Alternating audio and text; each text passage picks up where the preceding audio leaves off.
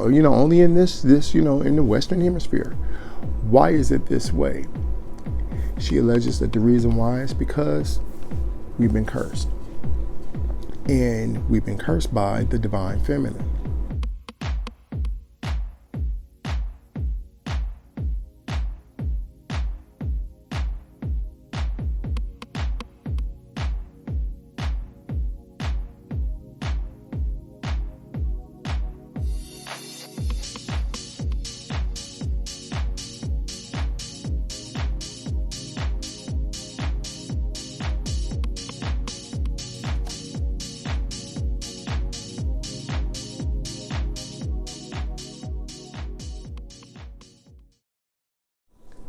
That's proof, fam. Peace and blessings. This is Derric Moore. And I know, fam, I know it's been a minute since I've last spoke with you. Those of you who've been following me from the beginning, you know that I practice, or I do Muay Thai. Muay Thai is the grandfather of kickboxing. And I'm not going to talk about it here. That's going to be the subject for another video. But basically, I did something that I shouldn't have done. As a result, I ended up having a neck injury, and that's what happened. I'm just not able to go in here and turn my neck, okay? But my neck, yeah, is basically, it was injured. I didn't break it or anything, but it was a serious strain. But that's the reason for the hiatus. So again, I apologize. We're back. And let's go ahead and let's get into it. First of all, so while I was going in here and I'm recuperating, while I'm going through this whole recuperation process of trying to fix my neck and everything, going to chiropractors and all that kind of stuff, I came across, I was strolling, and I came across this video. This video by this priestess, this Iya, of the Yoruba tradition. And the name of the video is called "Why the ORISHAS and LOAS Didn't Save Us from Slavery or Social Suffering." Okay? And the priestess who did this, I believe her name is Adunola. She goes by the name Adunola the Oracle. And, the first time when I went in here and this came across, went in here and I saw this and I was like, yeah, okay. But then Spirit went in here and said, no. Kind of tapped me on my shoulder and was like, no, you need to watch that, okay? And I did. I ended up watching it. And I want you to show her some love, okay? Because it's a real good video. It is pretty lengthy video, but it's not for the faint of heart. It's very interesting, and she gives a very, very interesting perspective in regards to why she thinks, or why this situation is going on. Okay, and I want to say think, okay, but I want you, like I said, I want you to go ahead and check it out. And I'm not going to really go in detail about what the video was and everything, but basically, the gist of it is that she theorizes that the reason Black people, and when we talk about Black people, we're talking about those of us who are indigenous to the Americas. We're talking about those of us whose ancestors was brought to the Americas. Those of us who live in North America, who live in South America, Central America, who are of African descent, or indigenous African descent. Okay. She basically alleges that the reason why Black people are the most persecuted, the most oppressed, targeted, the whole deal. Why we are the lowest of the low in the social status, in the social structure, okay? Why we have all these ills, why our communities, regardless of where you go, why our communities are not communities, they're Why is it this way?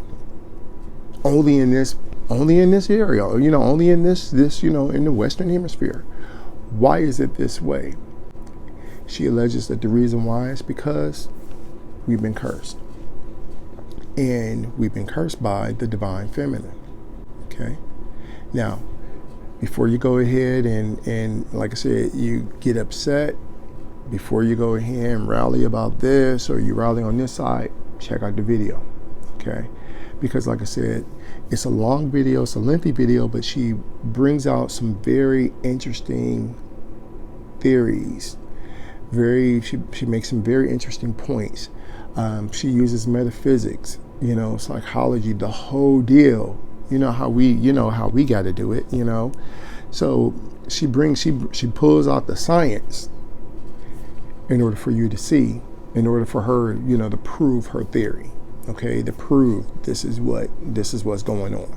All right. Now, like I said, I'm not going to go in detail about that. I will go ahead and say that, like I said, so that you will go ahead and you watch the video.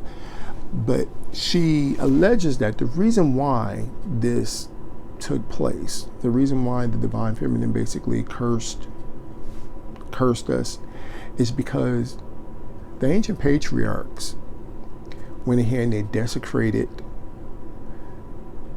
the divine feminine's temples. Okay, desecrated the temples, did some pillaging, did a whole lot of atrocities to the priesthood of the divine feminine. Okay, now, like I said, you got to go check it out. Okay, you got to go check it out. Okay, that's all I'm gonna say about that, because I don't want to go ahead and give too much information about it without, and kind of lead you to follow, to kind of see my perspective. But I need you to go ahead, like I said, go ahead and check that out. Okay, but the thing I found interesting about this theory is that, first of all, when you go ahead and you get involved in spirituality, eventually you start to realize something, that truth is relative. And in the process of you going ahead and understanding that truth is relative, ma'at is relative, in the process of you going ahead and understanding that, you begin to notice something. One of the greatest tricks that was played on us over here in this hemisphere is convincing us that if we can't assess something with our 5 physical senses, it's not real. So in other words, if we can't read it, if it ain't in the book, it ain't true.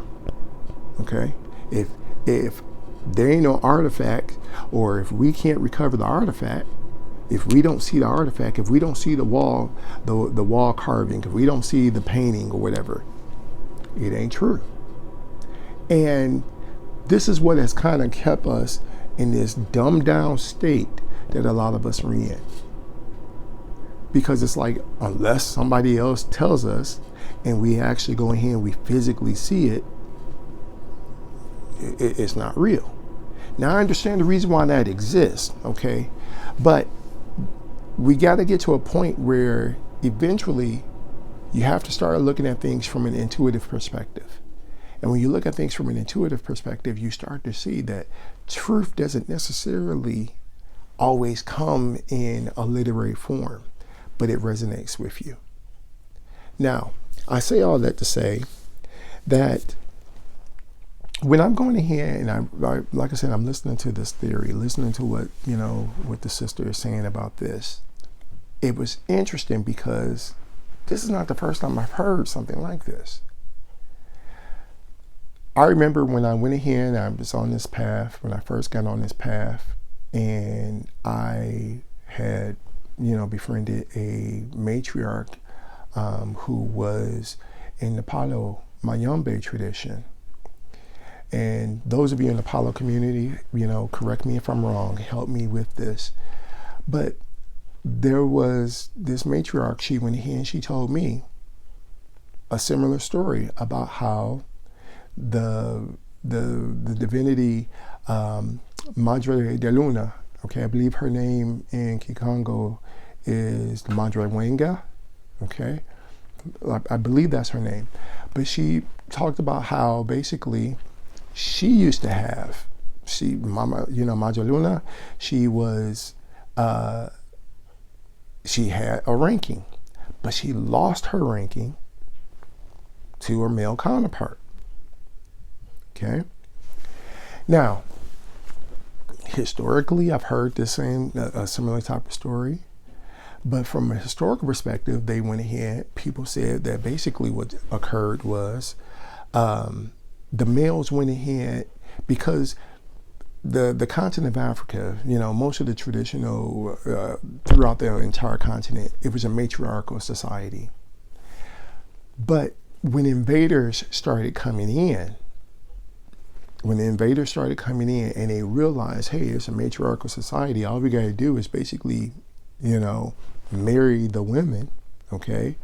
They go ahead and we could get all the land. We can get the entire kingdom because it went through the matriarchal line. So from a historical perspective, when I heard this story, they said this is the reason why the men went ahead and they basically was like, let's destroy this, let's change it up, we're going to do this. Okay. Now, I've heard different versions of this story. Okay. And what I can say is basically, you don't necessarily have to agree with the story itself. But what I can say, because I don't necessarily agree with the full story or what she's actually saying, or all of these stories for what she's saying, okay, or in regards to what they're saying. However, I do know that there's some truth to it, okay? And that, as a man, is what I have to take from it, okay? There's some truth to it. Now, why do I say that? Well, one of the first books I went ahead and I purchased when I got on this path was Louisa Atisha's Jambalaya. And in Jambalaya, she talks about cursing. She talks about all the different, she talks about self-hexing and crossing and cursing, blessings and cursing. The example she gave in regards to cursing was that there was this man who was terrorizing the community, just terrorizing women, and they were hoping the curse that was put on this man for going ahead and doing this was that once they catch him, they go through all kind of ills. This man goes through all kind of hell, all right? Rightfully so. But the man goes through all this kind of hell and everything. But at the end, all of this would basically come to an end if that man went ahead and repented, championed women, respected women, championed women, female causes. In other words, saw the sacredness of divine feminine. Now, the reason why I'm bringing this up is because a lot of times people go in here and they talk about, well, why did this happen? Why would God allow this to take place?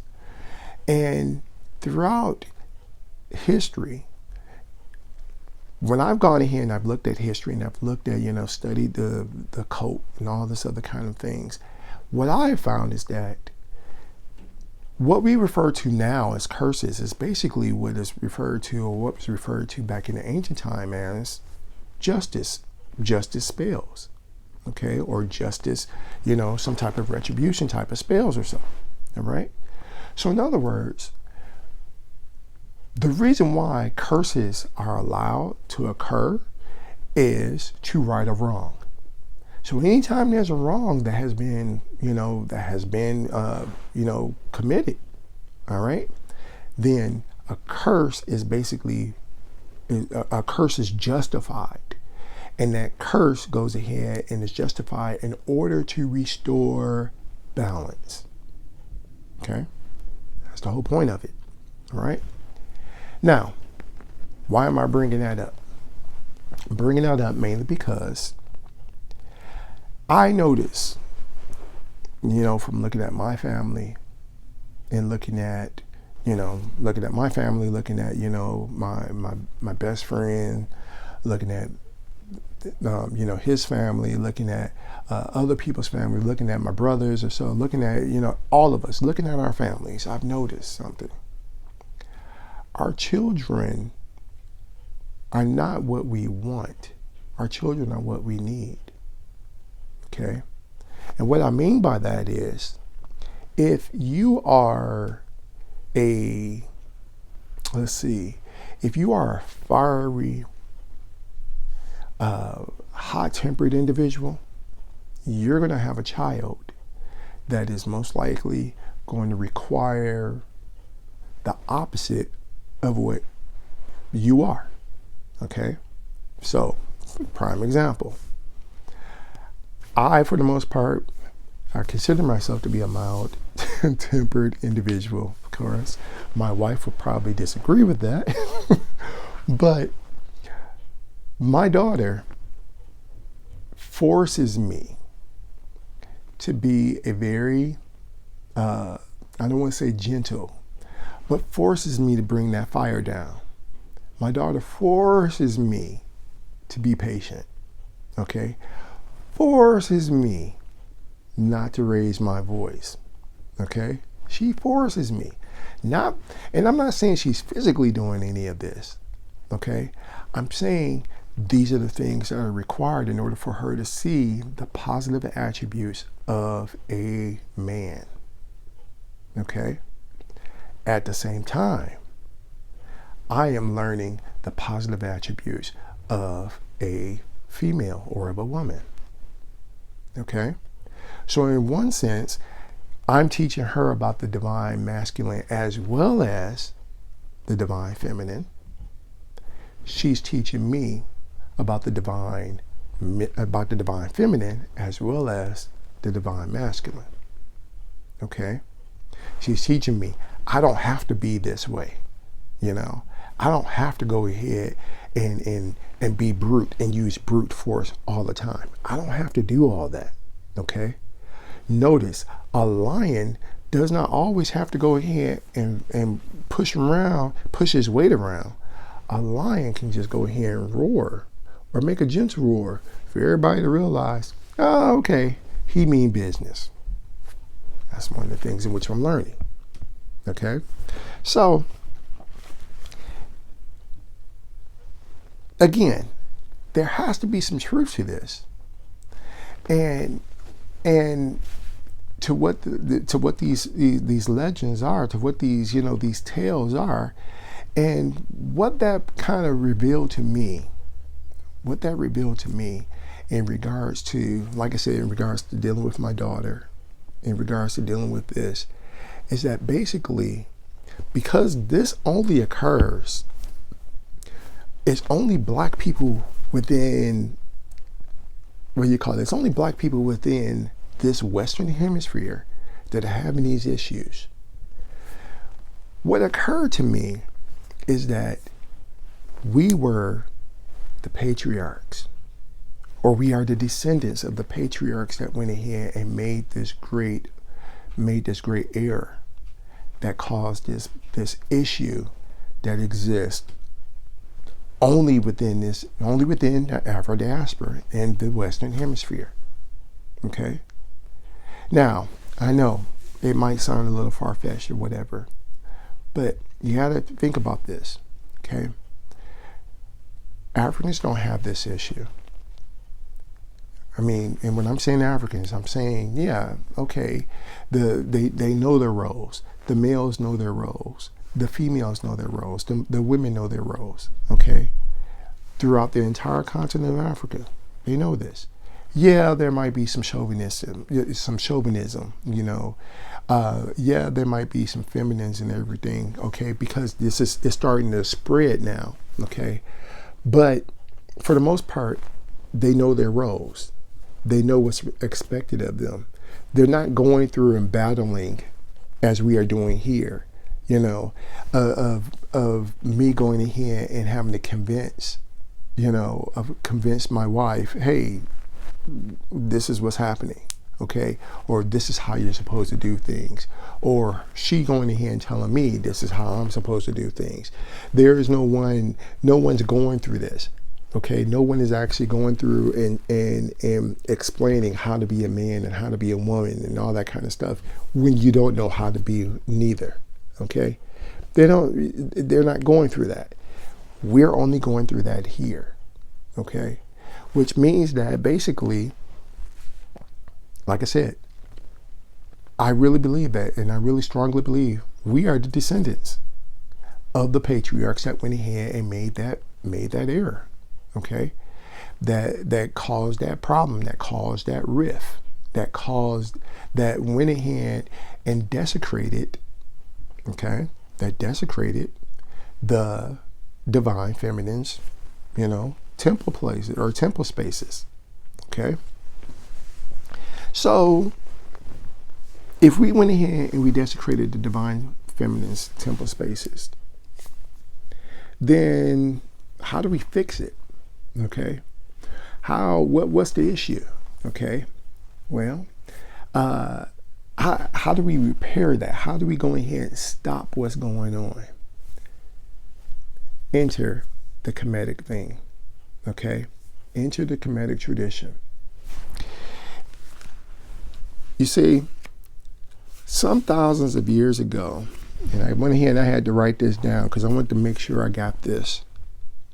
Some thousands of years ago, there was a prince. And this was during a time in Kemet when the Hyksos had conquered Kemet and they ruled. In order to drive them out, there was this one family that went ahead and really, really focused on this. The prince's name was Ames. And he was the one that, the man that went ahead and rallied and basically drove the Hyksos, using military might. Okay. But the support that he got, the individuals who basically went ahead and drummed up support and, helped him and assisted him in doing this, even though we don't know a lot of details in regards to what these individuals physically did, okay? But we do know it by legend. It was Ames, Nefertari, his sister, and his queen mother. And his mother's name was Etep, okay? These two women basically were responsible for drumming up support so that they could oust, so that the Kemetic people or the Kemetic, ruler at the time could drive the Hyksos out of Kemet. It was because of them going ahead and doing this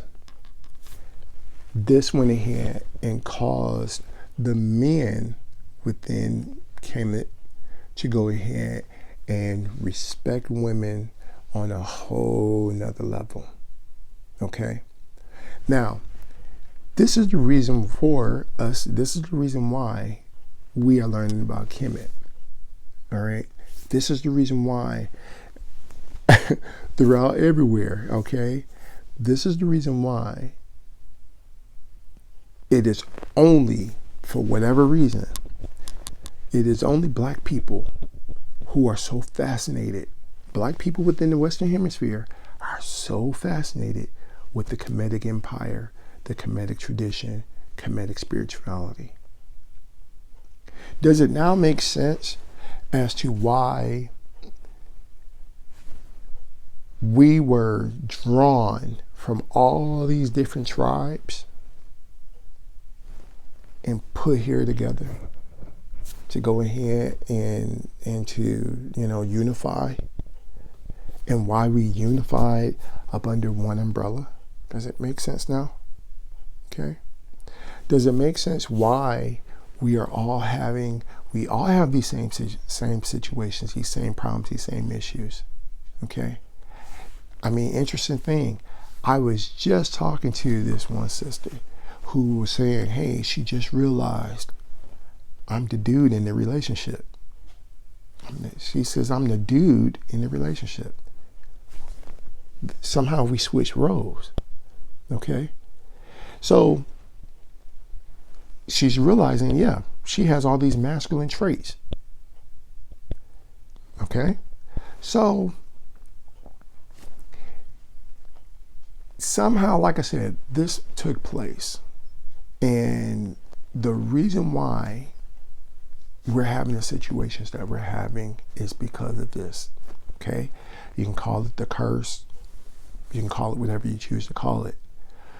But what I do know is that something did take place. There is a rift that took place. And as a result of that rift taking place, as a result of this great cataclysmic event occurring, okay,